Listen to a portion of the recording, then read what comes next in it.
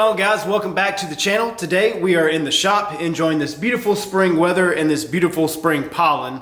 So if I sound nasally, literally from walking to my house to my shop, I got hit in the face with pollen and now I can't stop sneezing. So it is a beautiful Saturday morning. I am enjoying a cup of coffee out of my King of the Hill coffee cup that my wife got me. And we're gonna build a roll cage, or we're at least gonna start on a roll cage. I'm pretty sure if Prince was ever gonna build a Jeep, this is probably what he would build. But this is a 1997 Jeep TJ with a 4-cylinder that my buddy Stephen Locklear bought a couple of months ago. He was actually looking for Gladiator axles for his TJ, and he came across this, and he pretty much bought it for the axles that came in it. So this actually has a Jeep Gladiator front axle, a Dana 44, and it has, I think the rear is a JKU Rubicon 44. So it's got the factory lockers, everything works. These Gladiator axles, they actually have a 2-part axle shaft on the passenger side. And what the owner did to eliminate all that is he pretty much just put a solid axle shaft all the way through, and it pretty much makes that whole system obsolete. And it makes it to where it is a normal Dana 44 now. So this Jeep has plenty of goodies already. It has a moto-built winch mount on the front. It's got a Warren 10,000 pound winch. It has 37-inch Kenda Kevlar MTs, and those are around a 17-inch RockTrix wheel. It looks like a off-brand tube fender on the front. It does have some rock sliders with a little step and a kick-out. The rear fenders have been cut. So if you're familiar with TJs, you'll realize that that right here is not exactly a factory control arm mount. So this is what I would call a mid-arm suspension system. So it looks like the owner took JK length arms and welded new mounts on. So typically the lower control arm mounts are way up closer to the axle, but he took, it looks like a Rusty's radius arm off a JK or a JKU and fabbed those on, so it gives it a mid-arm kit. So it's not a long arm and it's not a short arm, it's right there in the middle. But this suspension works really, really good. I really dig the mid-arm setup, so you don't have some crazy long arms underneath it. You just have them good enough to where they'll flex and articulate, and the geometry is pretty much correct. And you can see they also did the same in the rear.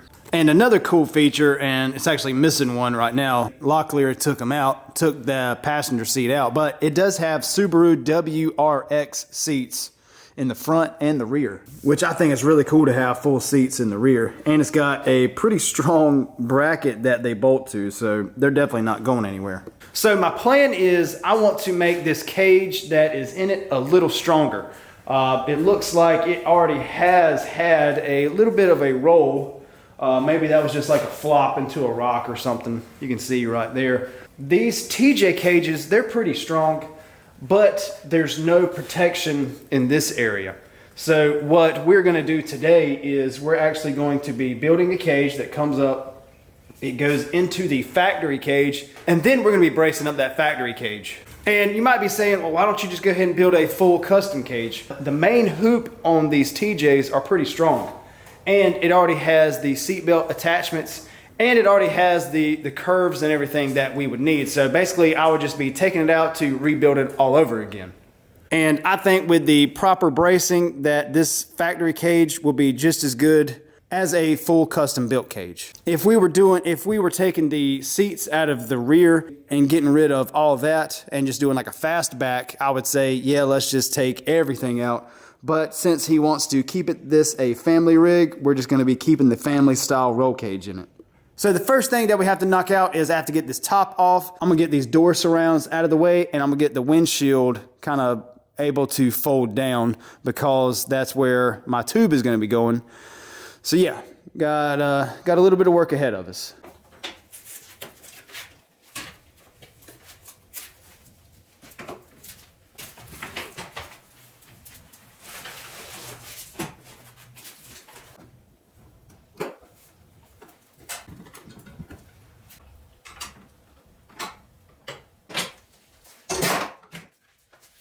So there are some T40 screws right here that I have to take out so I can take this bar out.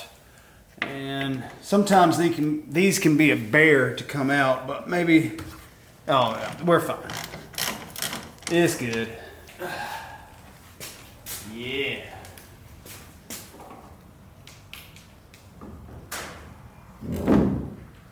Good enough. So now I need to take these windshield support bars off. I have the windshield all folded down and, oh, what is that, a cat turd? That looks just like a cat turd. I'll save that for him. So I have everything out of the way. I did put these back on. That way I kind of have somewhere to shoot for. So that way, you know, my plan is to take the DOM tubing and put on that and then weld this and then probably go ahead and weld this to this family style roll bar right there. This is what I'm going to call the main hoop, the B pillar right there. So this is your A pillar, your B pillar, your C pillar right there. And so on my B pillar hoop, I want my A pillar to come up and then go into it, and then I'm just going to weld everything, and then I'm just going to weld everything up right there. But how am I going to get the tube to come up right here and then still be able to run the half doors? So Barnes actually has these super convenient stanchions that are made for this Jeep, and so I'm going to be putting those on, and it does have a plate. It's got a plate that welds to the floor, and then I can either bolt it or weld it to the actual tub itself. But first I have to take these off. So these have been sitting for quite a while, unboxed, so that's why they have a lot of surface rust. Typically from Barnes, you don't see this much rust on them, so I've got to clean these up, and I'm actually going to go ahead and paint the backside, so when I go to put them on, I don't have to worry about them rusting on the backside. So I'm gonna go ahead and take all this hardware out and clean these up and go ahead and paint the backside. So I totally forgot about these plates, these support plates that I have to weld on. I'm gonna put these on before I paint the backside of it.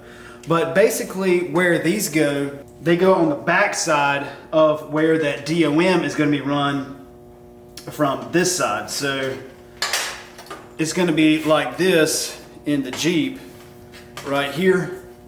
And so this is gonna get welded right here. And then on the back side, that's where the DOM is gonna go. So this is just putting some extra bracing right there. So in case there's a hard rollover, that tube or this metal right here doesn't just flop over or anything. It's got this extra piece of super thick material to help it keep from collapsing or bending or anything like that. So I'm gonna go get all of these placed where I want them. And we're gonna tack them on, and then we're just gonna fully weld those. Let them cool, and then we can paint.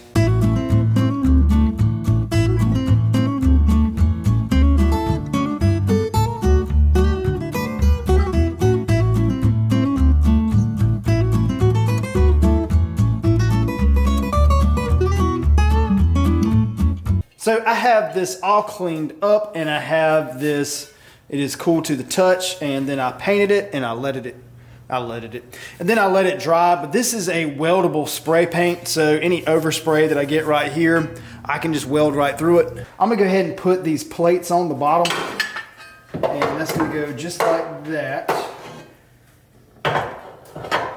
But I like to go ahead and test fit them, and then I'm actually gonna tack weld those bottom plates on for right now. That way I know they're where I want them. But you don't have to do that. You can tack weld them outside of the vehicle, but I'm just gonna tack weld them exactly where I want them, so that way I don't just fully weld them and put them in. There's like a little bit of a gap. I want to avoid that.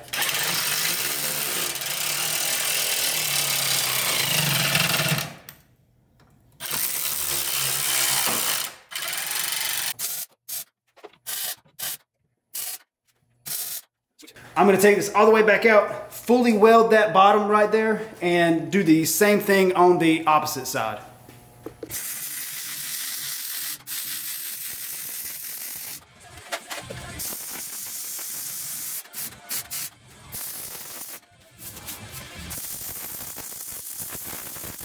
Okay, so I have these all bolted up and got everything welded on both sides.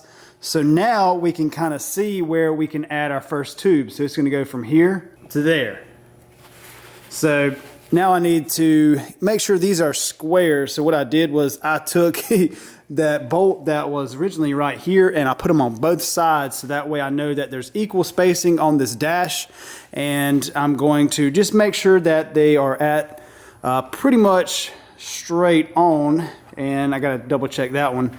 But now I just need to pull a measurement from this point to that point. And what I can do is I can pull a measurement from this side and also this side, and they should be the exact same. If not, then I know one of these is off and I need to fix it. All right, 52 1/4 and so now that I have the correct measurements on equal sides of that, the elephant ears that come out, I'm going to cut a piece of DOM. I forgot to tell y'all what size I'm using. I'm just using the 1 3/4 inch outside diameter with the 120 wall DOM. So I like to use that for pretty much all my roll cages, and it's pretty standard DOM. That's probably the most popular size, just in case you don't know anything about roll cages. So I'm gonna go ahead and use my death saw right here, and hopefully we can go ahead and get a piece of DOM tack welded in here, and it'd be our first piece of cage.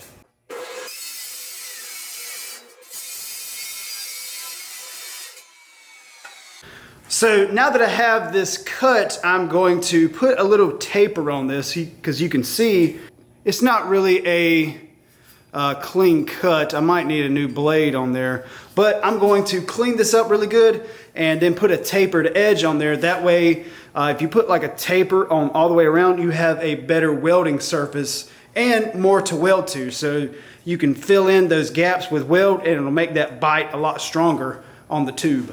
You got anything to say about that, PC Principal? So what I'm basically doing is I am going to pretty much rest this piece of DOM on the dash. I may try to find something to space it up just a wee bit, but I've got to make sure that I space it up evenly. Pretty much I just have to have everything even, because with a cage, if you start off wrong, you're going to end off wrong. So I just want to make sure everything is correct and everything is the exact same from driver to passenger side. Because if not, then by the time you get done, everything's just going to be off and it's going to be a huge pain in the butt.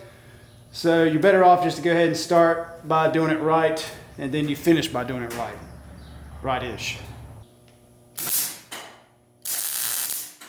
All right, so I have this tack welded on. I forgot, I need to put something over that windshield, because any slag that lands on this windshield, it's gonna scar this windshield. And I don't think I got it. I don't feel anything, but still I just want to take that extra precautionary, because I don't want to have little pores inside of this windshield here. So I have both of these tack welded in, and now I'm going to try to weld them as much as I can inside of the vehicle. Or I can also take these bolts off and pick it up a little bit. That way I can fully weld it, because if you think about it, the full weight of this roll cage is going to be right here on this bar. So that's why we had to weld in this brace right here, and that's why we want this to be super strong. And we definitely want this to be super strong and fully welded, because if not, it's just going to push through the dash and then somebody's going to get hurt, or even worse. So we definitely want to make sure that this is fully welded all the way around, and it has really good welds and really good penetration.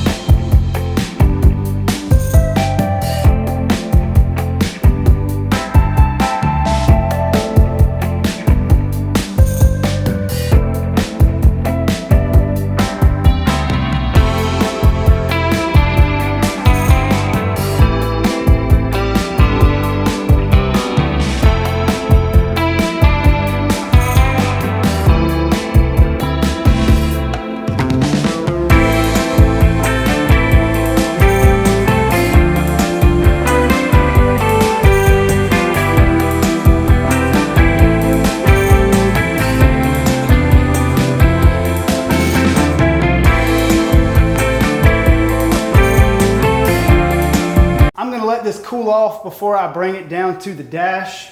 So there's multiple ways to find the angle of this. The easiest way that I have found is to get one of these little dudes right here. It's just a little angle finder. And basically I'm just gonna try to give myself an estimate of the degrees that this is gonna be, that I need to bend it. I've got to worry about clearance for this windshield. So I may have to kick this back a little bit, or it all depends on where I start my bend. So that plays, a huge factor into everything. The first thing I like to do, and I'm no like tube shark or anything, but I just like to figure out my distance, like what size tube I need to cut. And whenever I measure, I like to go halfway of the tube right here to accommodate for my notch that I'm gonna be putting in. It looks like 48 inches, but I'm gonna give myself a couple of inches on each side. That way, if I start my bend too early or start my bend too late, I have a couple of inches that I can cut off and basically make it to where I don't just waste a piece of tube, because I really don't like wasting tube. So I have the piece of DOM cut right here, and I forgot to clean it up, but I got to clean it up. But I'm going to be using this Swag off-road tube bender, and it pretty much makes bending tube super easy and super simple. I'm going to mark exactly where I want the bend to start, and because I have to give myself some distance to go down the windshield.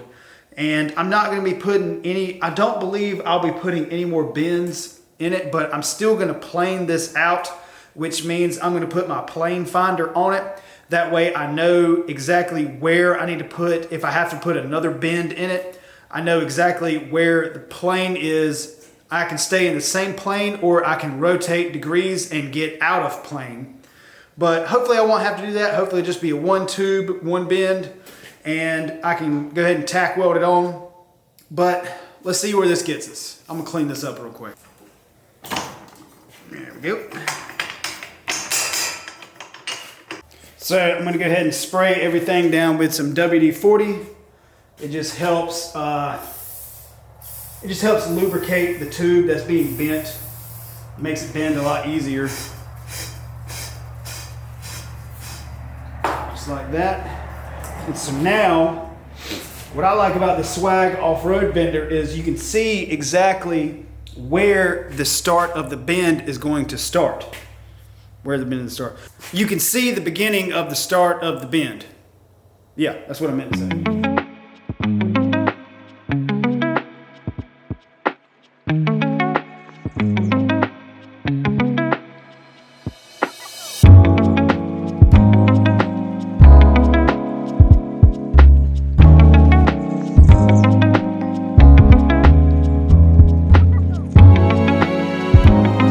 I did end up putting a little notch on it because I figured it was pointless to explain how this was going to work without go ahead and putting a notch in it.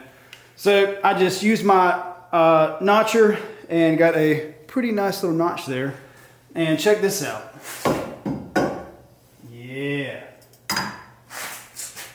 That's close, ain't it? I think I'm going to get this windshield out of the way, and I'm actually going to try to slide this on and see if it'll stand up there by itself. That way we can look at it. Before I tack weld this in, I'm actually going to take this back off and lay it on the ground because I want to replicate it. And it's a lot easier to replicate a piece of tube on the ground than it is on the Jeep.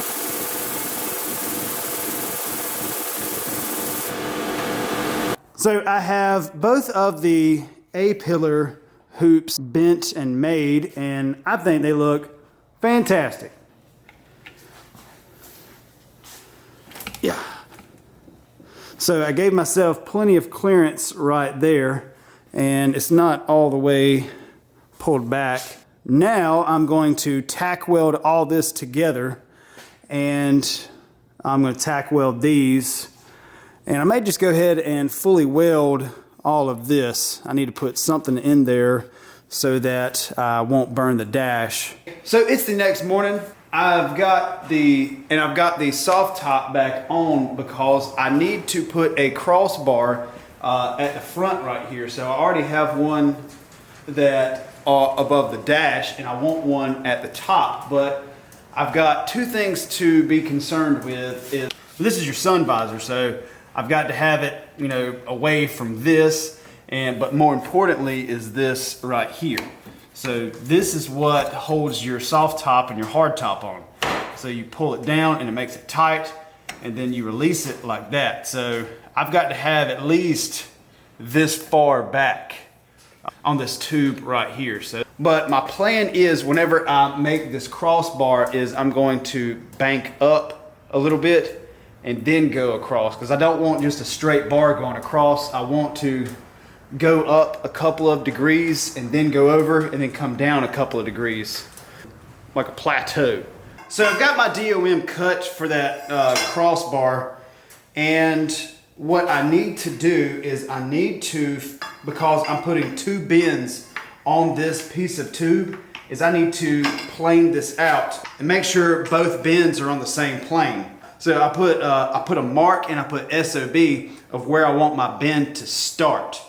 And that kind of helps me keep it in line. So I have the Swag Off-Road Plane Finder tool, and it comes with a angle cube, and I'm gonna get this to 0, and it's gonna stay there. It's gonna stay on this piece of tube the entire time. But so what I'm gonna do is I'm gonna bend it right here, and then I'm gonna take this out and then bend the other side. So I just want to make sure that both of my bends are on the same plane, because if that tube, if it rotates, if one side rotates, then it's getting bent this way and this one's getting bent down. So you definitely don't want that, because you're gonna have gaps and it's just gonna look like crap. And we don't want that. All right, so I actually went all the way to 25, and just because I feel like a little bit higher of a kick would be kind of cool looking, kind of give the cage some character. And now I've just got to take all this off and make sure that this stays at 0, so when I enter this one into it, it's at 0. So I have the tube upside down, and I have everything the way it needs to be. And what's cool with this angle finder that I forgot is it automatically recognizes that it's upside down and it's already zeroed out.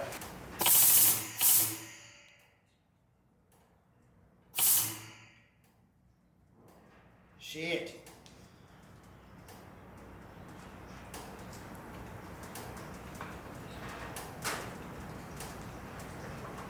This thing is so accurate, holy crap.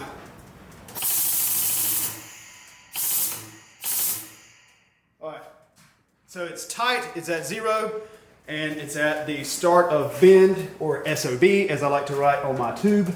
And now we can start bending.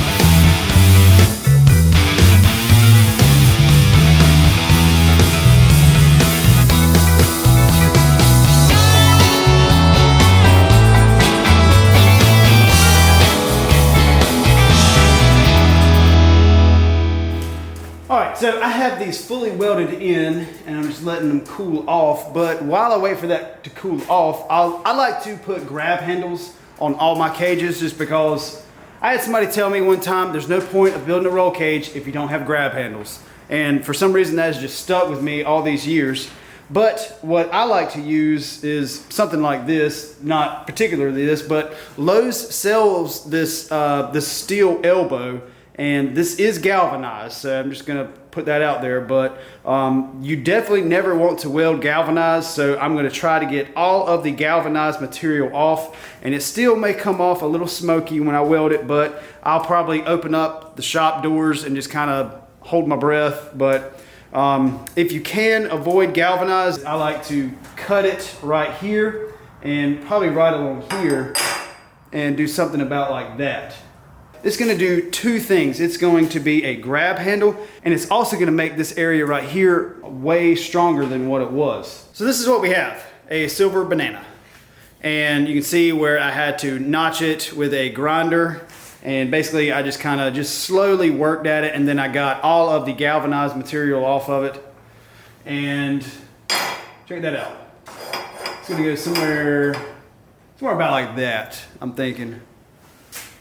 Another reason you want to grab handles is just in case there's a rollover, you've got to put your hand somewhere, and you can't put your hand like that because if it rolls over, it's crushing your hand. I can't tell you how many times I've seen people grab onto a roll cage like that whenever if they start to roll over, they grab onto the cage like that. And you really want something to where, you know, in that situation, you're on pure adrenaline, and you want something that is easily to grab onto so nobody crushes their hands. So I'll put one on the driver's side, and I'll put one on the passenger side.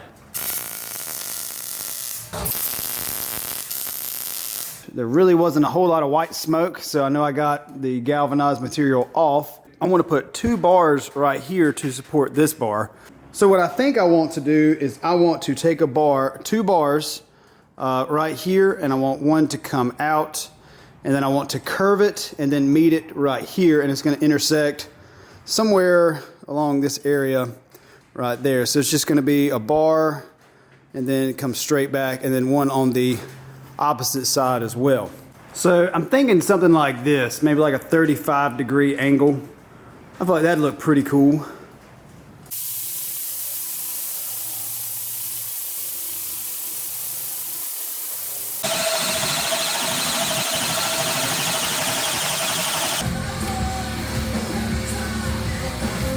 You can kind of see those tubes under there, and it just kind of gives it some curves. I'm stoked on how this is coming out. So as you can tell, I already took off the padding in the rear. Check out this red sticker I found.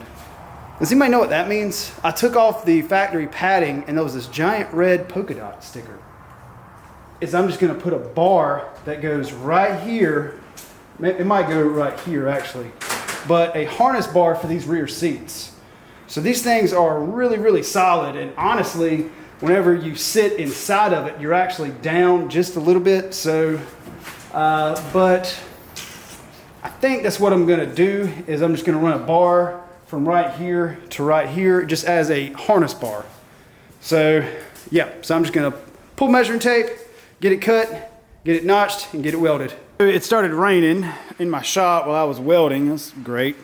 So I was getting hit with cold rain, but I think this looks pretty good. But that'll be good enough to put a harness right there for the rear occupants. I had to let my camera battery charge. I put another bar on top right here, and I had to do it very carefully because I wanted it to go where you can still get the seats out, and you could also not bang your head on it, but it'll protect you also in a rollover. So cages can kind of get complicated. They can, a certain tube can be actually dangerous to the occupants inside of the vehicle.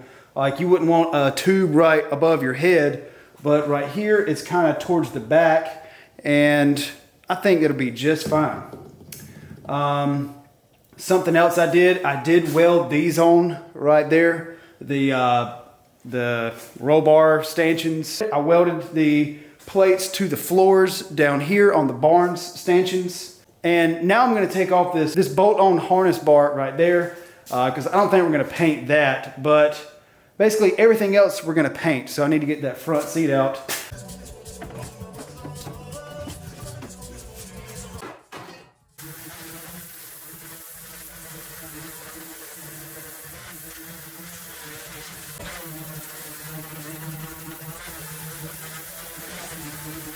Now we are to the stage where we need to paint. I sanded everything down, and then I wiped everything with brake cleaner and a rag, and now we're going to be hitting it with the gloss smoke gray. And I did tint this myself. I had some Rust-Oleum black that I poured into here, so it's going to be a little darker than what I painted like the go-kart and stuff like that. But hopefully it will go on smooth and I won't get it all over the dash. I do have to put some tape down when I get to there, but I think we're just gonna go ahead and put one light coat on here and see what it looks like.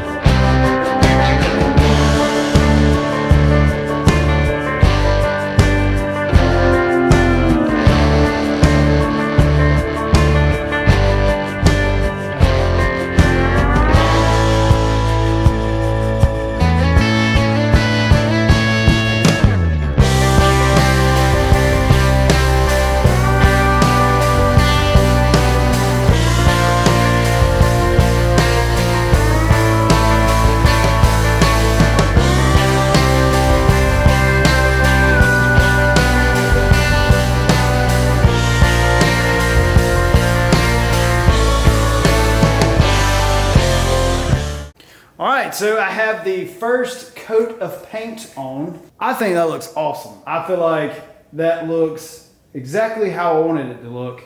But it still needs one more coat of paint. And I've got to let this dry probably 24 hours. And let's see, it's 12:02 in the morning.